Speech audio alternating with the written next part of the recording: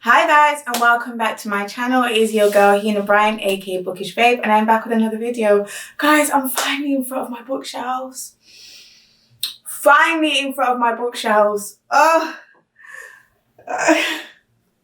it feels good to be home. I'm not gonna lie guys, like the only reason that I haven't been filming in front of these beautiful shelves is because I can't even say I've recently moved. I moved back to London in October, and everything was in boxes, and my shelves were just disastrous. So yesterday I had a bit of a wind down day, and I just put some books onto the remaining cases that were like empty, and I have no space, and that is quite problematic because I've got so many books on the way, and books are just coming all the time, and books are being published all the time, and I see books that I want all the time, and they just take up space in my yalla. So that's peak. So I'll be moving again quite soon, and I'm going to buy 2 more bookcases to just have as reserve, so that once one gets filled up, I can just put another one up and get it popping. But yeah, today guys, I thought that I would come and do like a bookshelf tour for you guys. You guys have been asking for this since I started YouTube, but I just didn't know how to structure it. But I'm not gonna lie, I'm gonna do it as a sit down thing. I ain't even gonna stand up. I'm not gonna worry my little self. I'm literally just gonna do it as a sit down thing. As you guys can see, like there are no more heels on my bookshelves. There's no more makeup on my bookshelves. Like my shelves are like, they're not housing all these random things anymore. My bookshelves are purely for books now. So all of this, let me move out of the way. All of this, and it goes down there. It goes down there, all books. And I think that, to be fair, there's no real order to how I organize my books. Like you can clearly see that they are color coded. However, I do have a few collections here and there that I put together, even if it is a bit of color, and it kind of throws the whole color coordination thing off whack. So yeah guys, I wanted to I think the best way to say this or do this is to just talk about what's on my shelves. So it goes from red to orange to yellow to black to this sort of weird brownish / goldish sort of thing, and then it goes into I know you probably can't see that bit, but then it goes into my books with gold foil on the covers and like really pretty covers. So I'm gonna go and get those. So these are my books with like gold foil, and I keep them together. So they usually have like really pretty covers like this. That's the Familiars, the Ultimate Christmas Cracker, the Deathless Girls, which is, I love the Deathless Girls. I love the Familiars as well. I don't like the Foundling. I felt like it was really boring. And this is the Age of Anxiety. So all of these books basically have gold foil on them, or gold spot UV. And if you work in publishing, then you'll get all the jargon. But basically it's just like, not gold or silver foil, or some sort of reflective foil. Okay then. But some sort of foil. So you can see that there is like gold foil. Well, this is silver foil, and then there's some spot UV, which is like the shiny bit of a book. But yeah, it's just all about, this is more of a production choice as opposed to these books having any relation to one another. I think the only relation is that the Foundling and the Familiars are both by Stacey Halls. So those are just fortunately together, but these are just together because they're off that group of book. I think that's the best way to put it. But yeah, let me go and put these back. So yeah guys, after it goes from the gold foil section, it goes into greys, and then it slowly makes its way into whites. And I think I should probably show you like a few books just random books that I have read and what I think of them. The first sort of greyish book on my bookshelf is this book called XX, and this is by Angela Chadwick. This is published by Dialogue Books, and I'm not gonna lie guys, I didn't like this book, and you can see it's quite tattered. I read this so long ago. Poor book. But you can see it's quite tattered. I didn't like this book. It was interesting, or maybe I wasn't ready for this book. I don't know. I actually don't know, guys, but I really struggled with this book. It is basically about a lesbian couple who becomes one of the first couples in the UK to have a baby by basically combining their DNA. It's very sciencey. There's a literary edge to it, but I just felt like it was a very flat read. I felt like there could have been a bit more of a climax in this book. But yeah, they end up having a baby. Is that what happened? Yeah, they end up having a baby at the end, and it's just interesting. I didn't like it though, but and I haven't seen anything else from Angela, so I don't know if she's still writing, but that is one of the first greyish sort of like creamish books on the shelf. So yeah, guys, once it goes into like the greys, cream, it goes into the greys, the whites and the creams and the, what's that, magenta? Those sort of colours are all kind of grouped together. So it goes all the way at the top here, as you can see, like the whites, magentas, sort of off-white creams, they're all together here. And let's see what we have that I want to pull out. Like, what do I really, really like? What do I want to pull out? Thing is, there's one here. This is written in history, and this has gold foil on it, but it makes more sense to be here than it does to be anywhere else on this bookshelf. Big Girl, Small Town, and this is by Michelle Galler. And this has a fantastic narrative voice. I would highly recommend that one if you're just looking for something quite, not easy to read, but something quite digestible. And it continues down here, and then it goes, well, there's a James Baldwin. All my James Baldwin should actually be no, they're not actually together, no. And then here is another collection of books, and these are books by V.S. Naipaul, and I requested these from I requested these from who is it? Is it Picador? Yes, Picador, because I am really interested in reading more of V.S. Naipaul's work. And look at these book covers, guys. Like, these are honestly fantastic. Like, oh, and they have to stay together. This is why I'm so happy that they have like matching spines, because I would feel really, really sad if I had to break these up on my bookshelves. But yeah, these are V.S. Naipaul's, and these are very sort of like, I wouldn't even say like colonial text. I'm not going to say that to be out the side of my mouth, but once I read more of his work, I'll be able to come back and tell you exactly what this guy's about. But I found out about V.S. Naipaul, I think when I was researching Sam Selvon. I'm not entirely sure, but I think it was when I was researching Sam Selvon. I think it is that. Yeah, it might have been then, but yeah. These books are just, yeah, pretty. I'm going to put these back.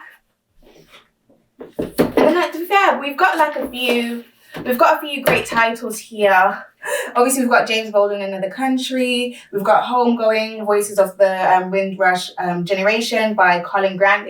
I think I did a brief review on that. We've got The Shadow King by Marza Mengist. And y'all know I love The Shadow King. Black Tudors. And then we've got Sam Selvon. And this is Moses Ascending. And I requested Moses Ascending. Because I love Sam Selvon, I love The Lonely Londoners. A few people have read it from my suggestions, but not a lot of people like it. And I think I'm okay with not a lot of people liking it because, well, not this book, The Lonely Londoners, because you just have to be about that book. Do you know what I mean?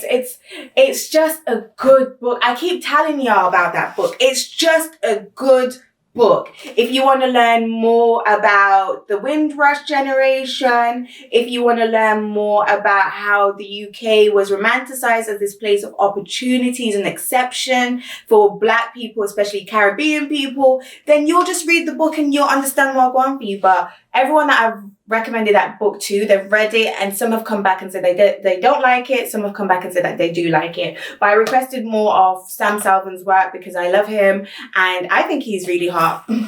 Here he is. Oh yeah. I think he's a dime piece. So if he was about it, I don't know if he's still alive, but if he was about it, you know what I mean? we'd have some coolie babies. So yes, that's Sam Salvin. Then we're just gonna continue. And then we go into, actually, and here's the Lonely Londoners. I don't know why they're not together.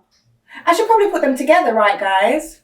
I should put them together. Let me put these together. I don't know why these two are not together. That is so hurtful. But yeah, they're together now. They are together now. And then the last book I'm going to show you from like my whites and all that kind of stuff is this Harper Perennial edition of The Outsider, and this is by Richard Wright. Now, guys, trying to get your hands on this edition is the gutter of the ghetto. And let me tell you why.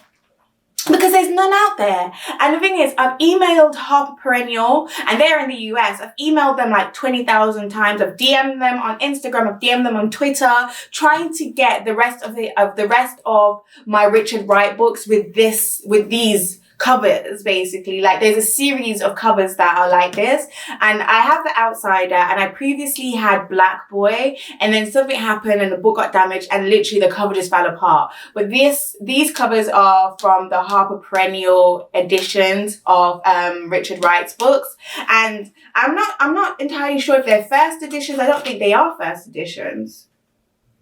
Are they first editions? I think they might be, actually. I think hardcover. I think they might be first editions. Yes, first Harper Perennial edition, published 1993. I want all of these. I do want all of them. I'm getting so mad. I've been looking for a year and I cannot find them.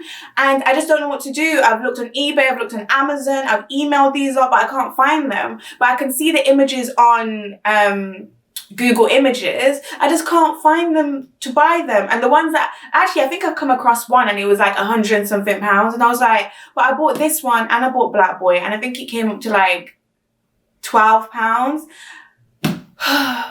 Guys, someone tell Harper Perennial to reply to my email so we can get this popping, because I need the rest of these books because they're so pretty and I just want the collection. Yeah. But yeah, then we go into the purples. And obviously you guys can't see all of them, but the purples. We go into the purples, and this is like a range of purples. Lilac, purple, pinky purple, purple, deep purple, light purple. They're just all here. And then from the purples, we go into the blues, and from the blues, like dark blues especially. Should I move my chair? No. No, I'm not gonna move my chair, but they're dark blues. I'll move my chair after. But yeah, they go into the dark blues, and then we go into the light blues, and then we've got like a few books down there that are great, but I'm not gonna even bother moving about this stuff.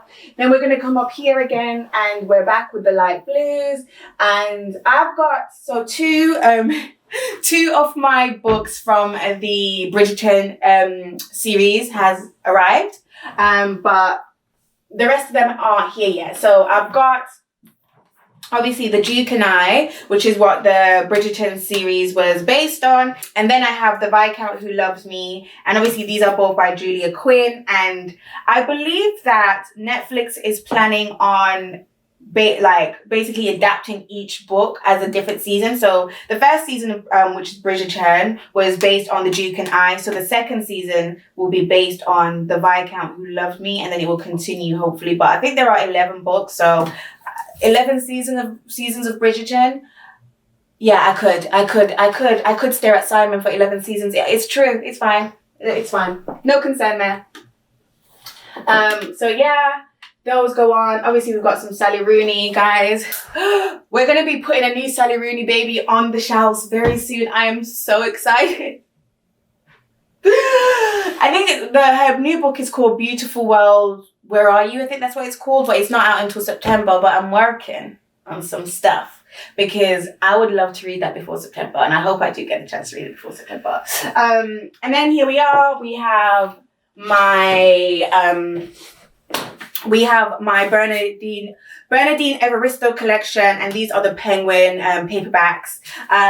So I've got Girl, Woman, Other in the Penguin paperback, and I also have the Girl, Woman, Other in the hardback as well, but I wanted these editions. I felt like they were really pretty, and this is what I mean about putting them together, because they're of the same author and because they have like the same pretty design, and not worrying too much about my color coordination being off whack. So yeah, these are my Bernadine Evaristos, and you know, we've got a range here. We've got Mr. Loverman, we've got Blonde Roots, we've got Girl, Woman, Other, and we've got The Emperor's Babe. Oh, Bernadine injected. Obviously, we all know Bernadine mainly because of Girl, Woman, Other. It won the Man Booker Prize in 2019. And she was the first black woman to win it. And obviously, I don't even want to get into the whole saga with Margaret. Like, we don't need to go there. We don't. But yeah, put those babies back. They're so pretty.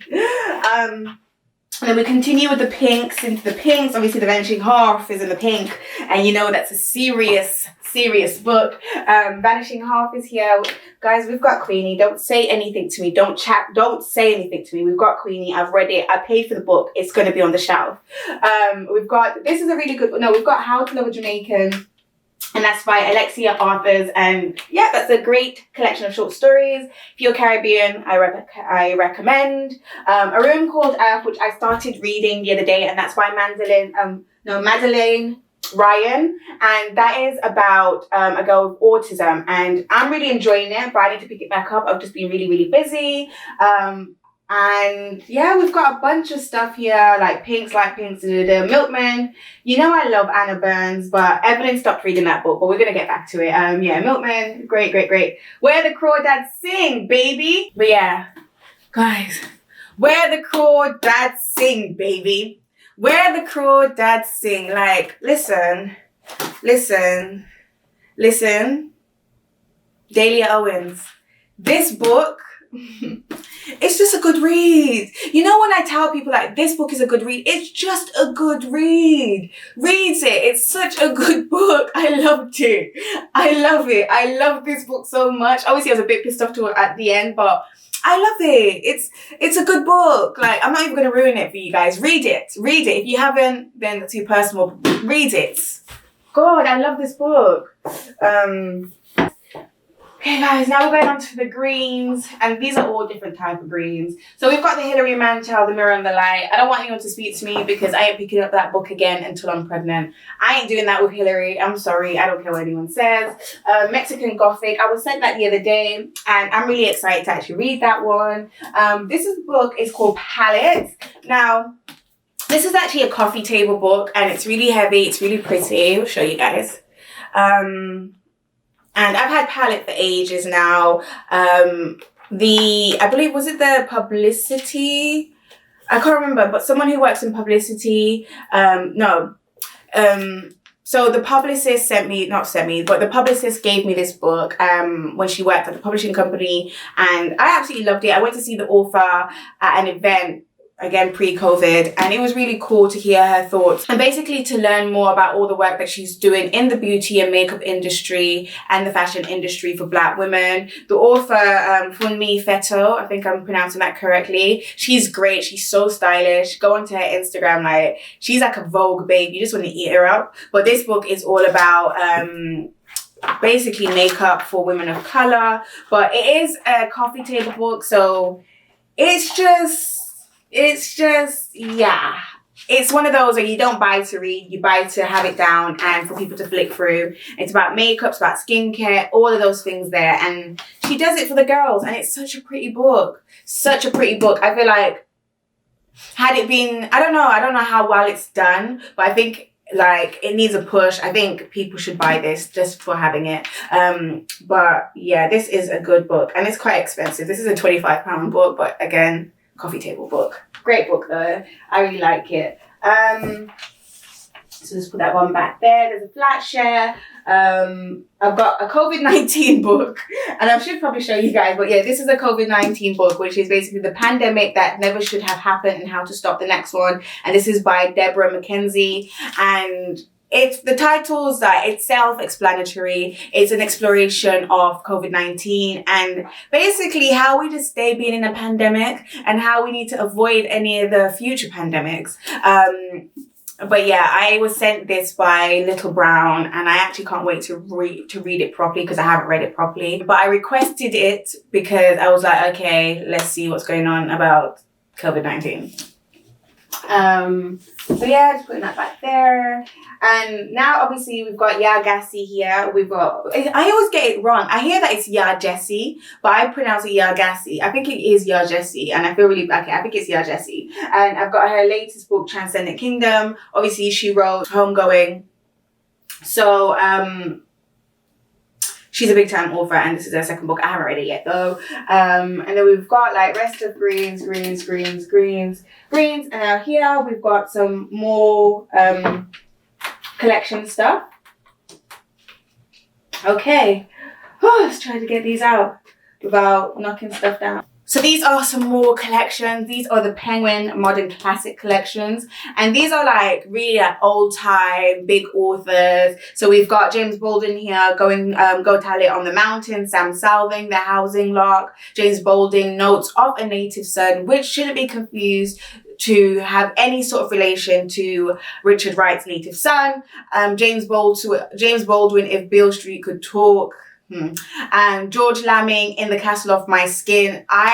George Lamming has a fantastic narrative voice, guys. He has a really nice narrative voice and I would recommend, but this book, it is a bit, I think it reads as though it's for mature readers, but I feel like you could get away with being 15 and reading that book. And then we've got Audre Lorde's Sister Outsider. So yeah, these are just my Penguin classics and these are all fantastic Black authors. I don't know if Sam Salvin's Black. I think Sam Salvin, he could be Jamaican Indian or a Coolie type.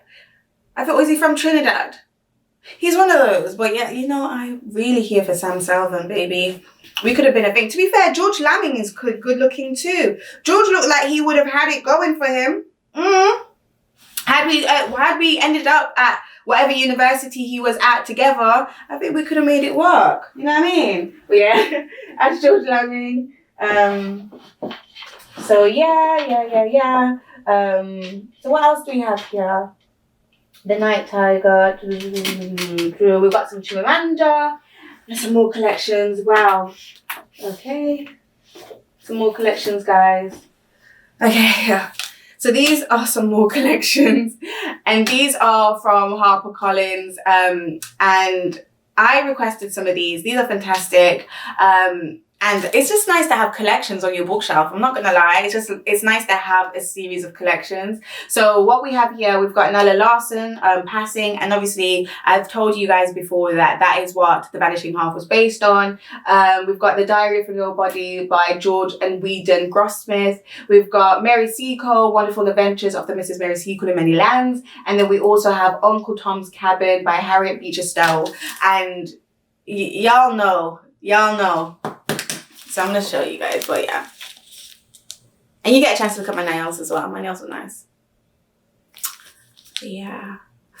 Those are some of my other collections. And then we've got some academic books, guys, and some education books. And these are my books from university. I'm never going to throw them away because they're really, really expensive. And plus, they're books with they're anthologies with loads and loads of different authors in there. And they explore different periods within the literary sphere and they explore different literary canons. So you can see that there's one on the Romantic period. There's American literature, and this one is English literature, but they'll probably from my memory, I remember that there's a lot in these books about like Renaissance authors and the Enlightenment sort of authors. So there is a lot of things going on here. And I guess it's like, are you a Renaissance or are you an Enlightenment babe? Let me know. I think I'm a Renaissance babe with Enlightenment sort of characteristics here and there, but I think I am mainly a Renaissance babe. But yeah, I will never throw these away. Let's put these back. And then, guys, I'm going to show you my box sets. I don't have a lot of box sets. I don't think I will collect any more box sets because there's no need. But I've got this Enid Blyton box set, and it's the famous 5 box set.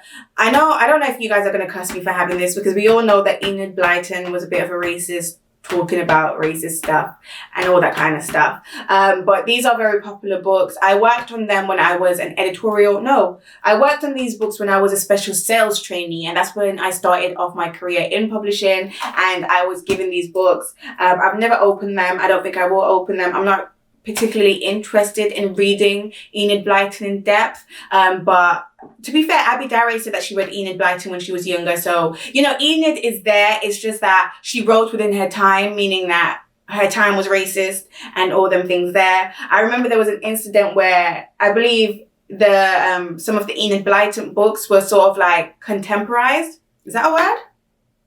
Modernized. Some of the Enid Blyton books were modernized to include like diverse people in there, and a lot of British people were like, no, get it back, the whole racist, get it back. No, get it back to the white stuff. So yeah, got my Enid Blyton box set there, and then I have the Witcher box set. And I have promised myself that I'm going to read these because I started watching The Witcher. I finished the first season of The Witcher, and I want to read up and basically be on top of everything. But I'm going to wait. Until there is a whiff of a season 2. And then I'm going to start reading. But yeah, I was sent this by Orion, and yeah, I can't wait to read the Witcher books. And to be fair, in terms of box sets, I want the Lord of the Rings box set by Tolkien. I need that because Lord of the Rings is my favourite films. And I've tried to read Tolkien, but I haven't been successful. I have the Children of Herwin on my shelf somewhere, and I picked it up and I was like, this fantasy stuff is beyond me, no way. So yeah, no way. But yeah, those are my box sets. And then like the thing is, guys, I've got books that I need to get that I had when I was younger, but I haven't got copies now. So I don't know if you can see, but I've got my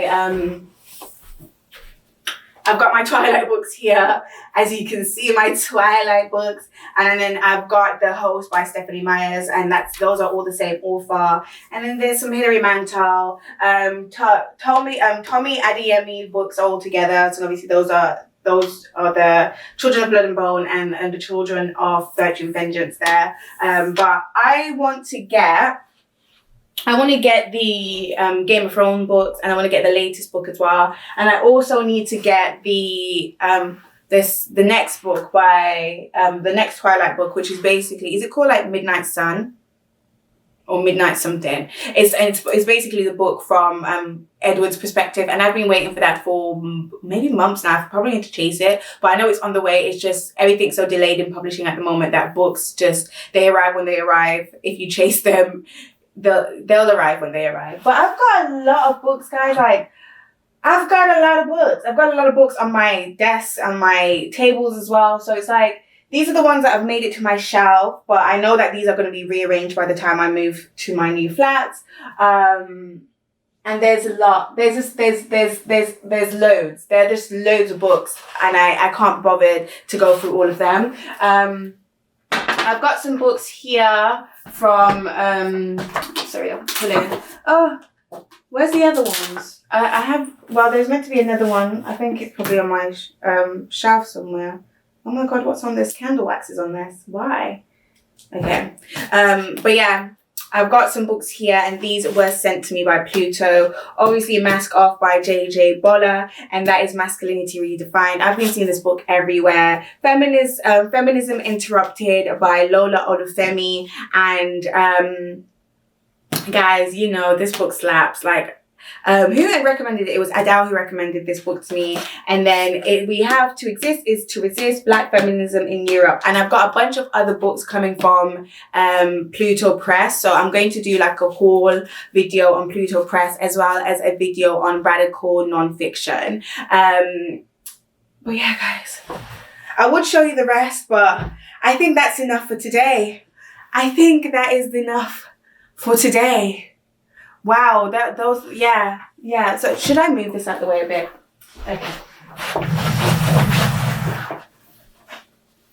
But yeah, guys, that's just them. This is just, my legs look really tiny because I'm in a big t-shirt, but these are my babies, my beautiful, beautiful, beautiful babies, my babies. Just, I'm not gonna lie, if a robber came into my house and they stole my books, I feel like my life would be over. But if they stole my laptop, I'd be like, okay, cool. But my books, goddamn, I'd cry. I'd really, really cry. But guys, yeah, I'm just gonna wrap this video up. Thank you so much for coming. I hope that you guys are satisfied with my tour, because guys, it will be too long for me to be doing left, right. I hope you're satisfied with my tour, and I will catch you in the next one, guys.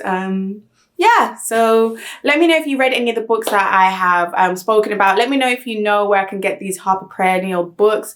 Let me know, and I will see you in the next one. Bye.